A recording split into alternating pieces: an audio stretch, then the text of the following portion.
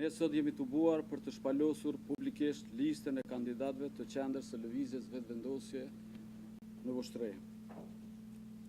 Lëvizja vetëvendosje është themeluar si lëvizje, si nevojë kohës dhe si rezultat i pakënaqësisë me rrjedhat ekonomike e të pa perspektive së krijuar nga qeveritë e pushtetet qendrore dhe lokale. Këtë vit ne po marrim pjesë për herë të parë në zgjedhjet lokale në Kosovë edhe në Vushtrri.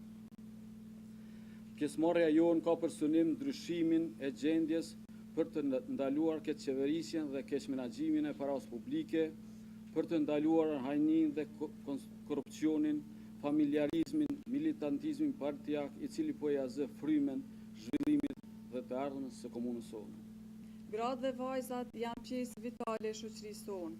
Mungesa e kontributit të tyre publik e bën shoqërinë tonë të paplotë.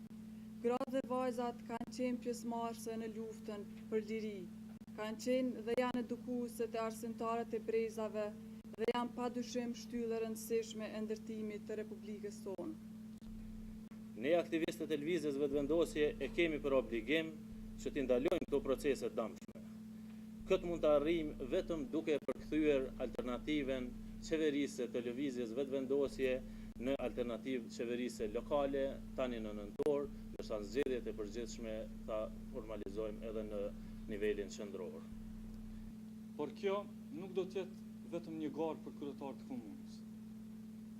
Kjo do të jetë më shumë se kaq. Do të jetë një përpjekje për me ndryshu edhe përbërjen e asambleve lokale të cilat janë kapur nga një pushtet